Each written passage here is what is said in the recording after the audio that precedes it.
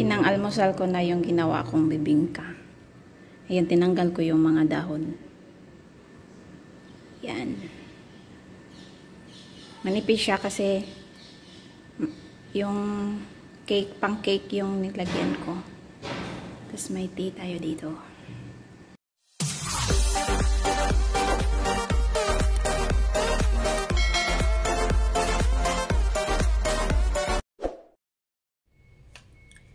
Mag-try akong gumawa ng bibingka for photo bukas. Ibabad ko siya ng overnight.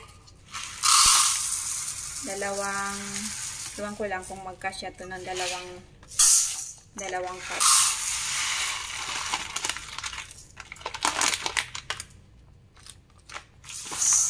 Yun. 2 cup na siya. Glutinous rice. Tapos, ilang ano lang to, 400 grams. Ibabad ko lang siya ng tubig kasi dapat yung gata. Pero yung gata, hindi magkasya yung isang ganto lang. So, okay lang yan. For the first time lang naman. Tapos, pag okay yung gawa natin, gagawa ako ulit. Tapos, ibabad ko lang siya ng tubig para bukas.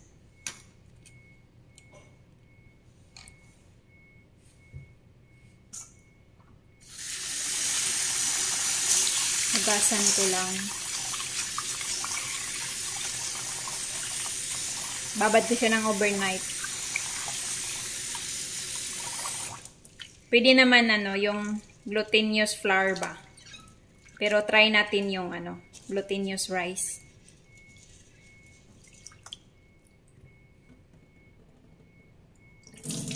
First time kong gumawa nito. Yung mama ko kasi mahilig gumawa ng bibingka ba? Yung tawag. Anong tawag sa inyo doon? Bibingka din ba? Nung umuwi ako, gumawa siya. Nagpagawa ako. Nagpaluto ako ng bibingka. Tapos ngayon, gawa tayo. Isang lang, tapos hugasan natin ulit bukas. First time ko lang tong gawin. Lagay ko sa takpan lang natin. Pwede naman sa labas siya ilagay. Kasi sabi nila, pag coconut yung ibabad mo, dapat ilagay mo sa ref. Kasi mapapanis. Pero, tubig yung ginamit natin. Kaya, dyan lang sa labas ilagay. Di ko alam kung tama. Kasi first time kong gawin to. Abangan natin bukas. May coconut cream ako. Tapos meron ding milk. Pero, baka ito gagamitin natin bukas. The next morning. Ito na yung binabad natin kagabi. I-blend ko siya. Tapon ko lang yung tubig.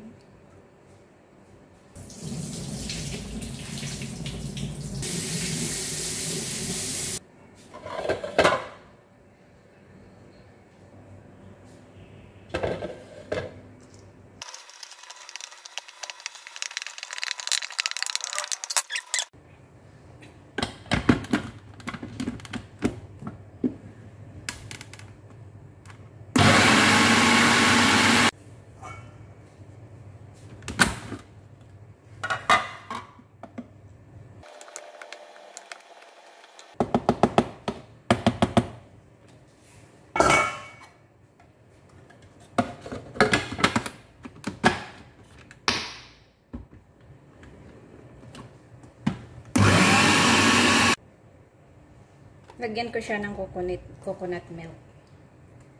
Kasi para siya nagda-dry.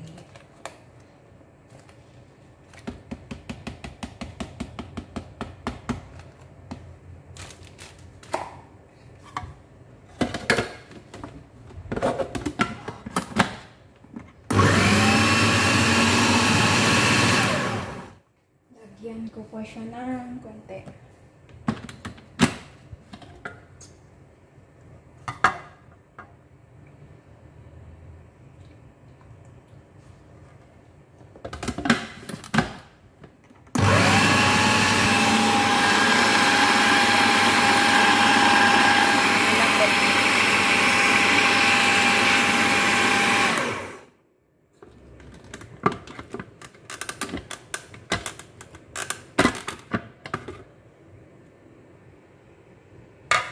Ayan na.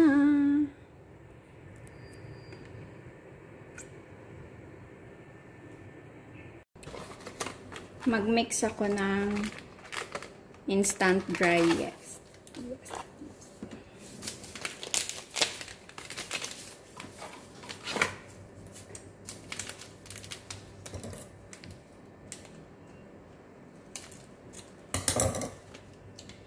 One teaspoon.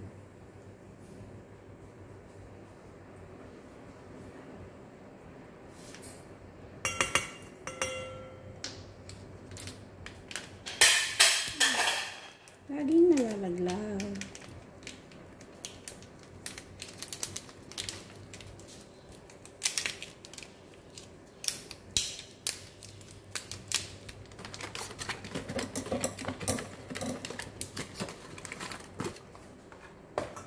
Tapos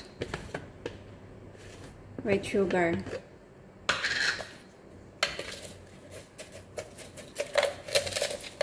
One tablespoon lang ilagay ko para hindi naman masyadong matamis. Ayaw ko ng masyadong matamis. Tapos yung ipang tunaw natin dyan, ayaw kong gumamit ng tubig. I-try ko lang naman. First time kong gawin to. Yung ano na lang, coconut milk yung gagamitin ko sa pantunaw dyan. 1 tablespoon.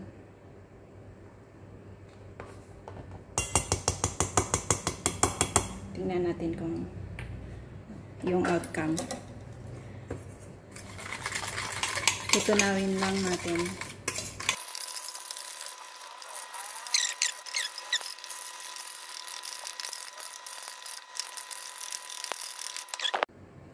Tapos sa another bowl, i-mix ko yung biniblend na glutinous rice. Maglagay ako ng 1/2 cup na white sugar.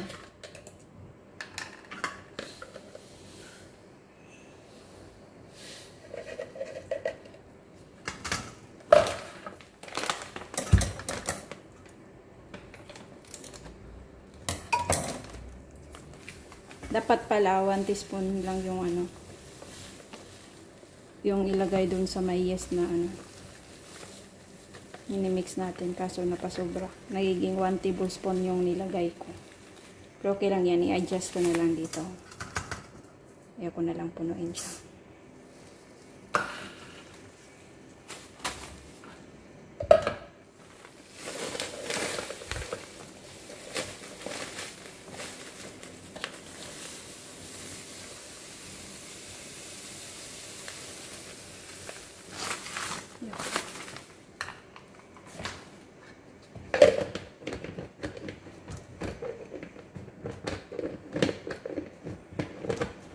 Tuloy masarap.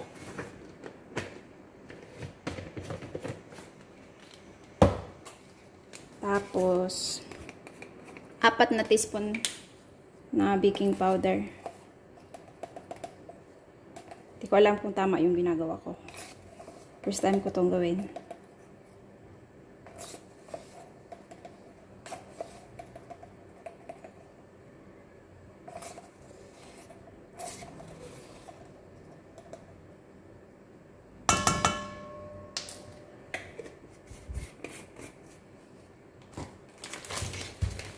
Tapos, salt.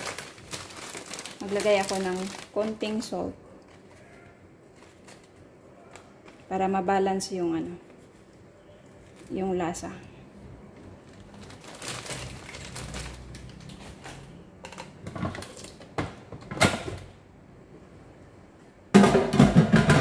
Then, i-mix na natin to. Wait lang. Mix ko lang ito muna.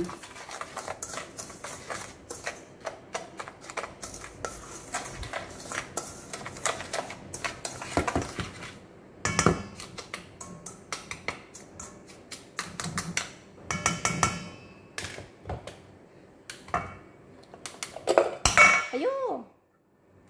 Laglag.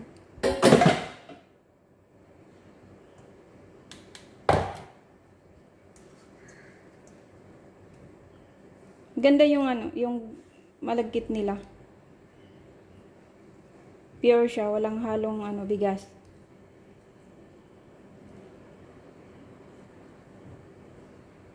Pure malagkit talaga. Simutin lang natin para di masayang.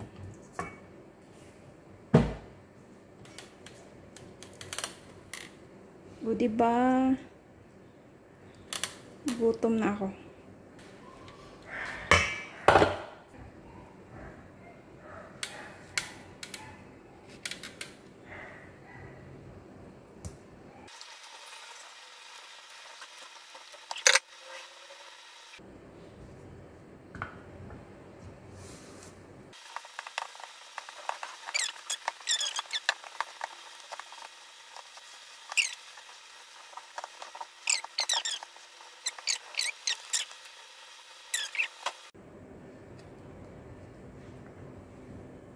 Mix na natin lahat.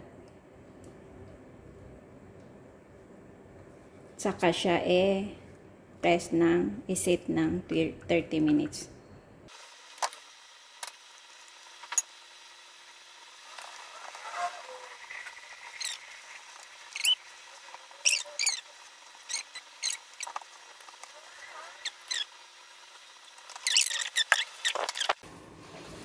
So, diba? Ganyan lang kadali. Dahil wala tayong ito na yung para sa puto natin. Ay, bibingka ba? Tapos, isa lang yung mold namin na ganito. Gawa natin ng paraan yan.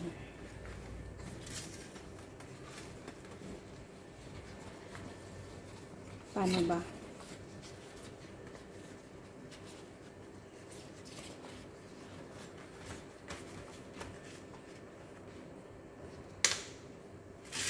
Hirapan ako ah.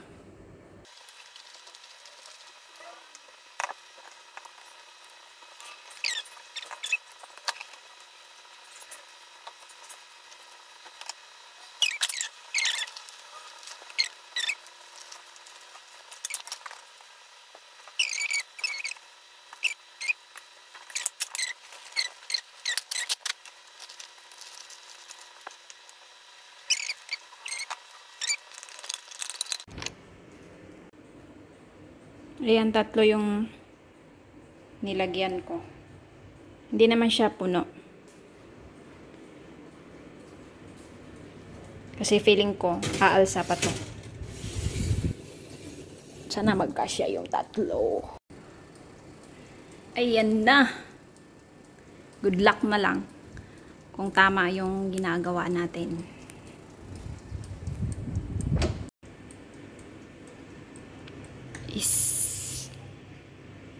Isit ko lang siya ng 30 minutes na lang. Tapos i-check na lang natin. Ayan. Ayan. Check natin yung gawa natin. Oo.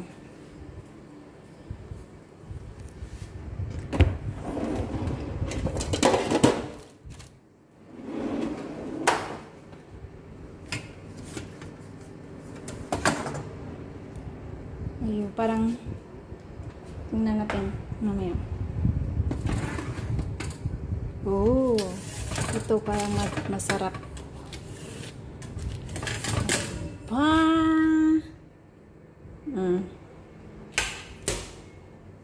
Labas lang natin lahat. Tapos check natin. Kuha tayo ng toothpick. Luto kaya.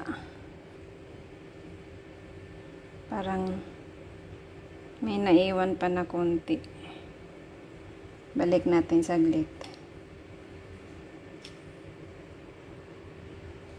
Ito. Ito parang luto na. Meron pa palang konti. Balik lang natin. Lagay ko dyan kasi gagamitin pa natin yan.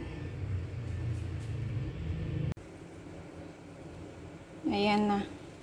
Medyo nasunog siya. Pero okay lang yan. Sarap yan. See? Palamigin lang natin. Ayan, okay na siya. Masarap to sa kape. Mainit pa. I-check natin. Nasunog yung dahon. Hindi pala. Ano na siya, oh. Tanggalin lang natin.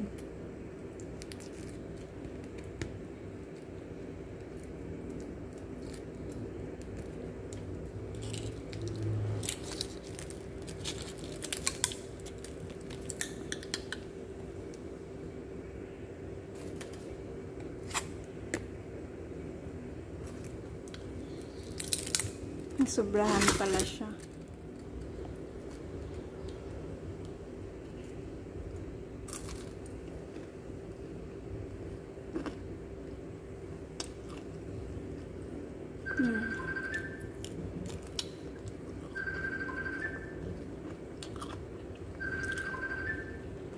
Masarap siya. Hindi masyadong matamis. Diba? Pero nasobrahan ko sa pagsalang ko sa oven. Okay lang yan. Next time. First time ko pa to at least alam ko na.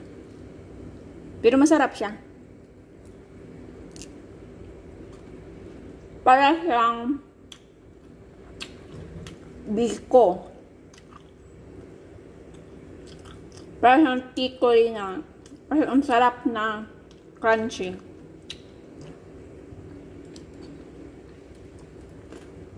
Nasobraan ko kasi siya ng salang sa oven.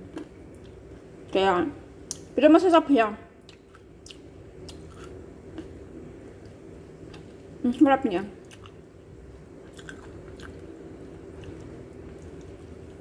Kasi, para siyang tostado ba? Hindi naman siya nasunog, pero para siyang tostado na hindi siya matamis. Tama lang. Ayun lang.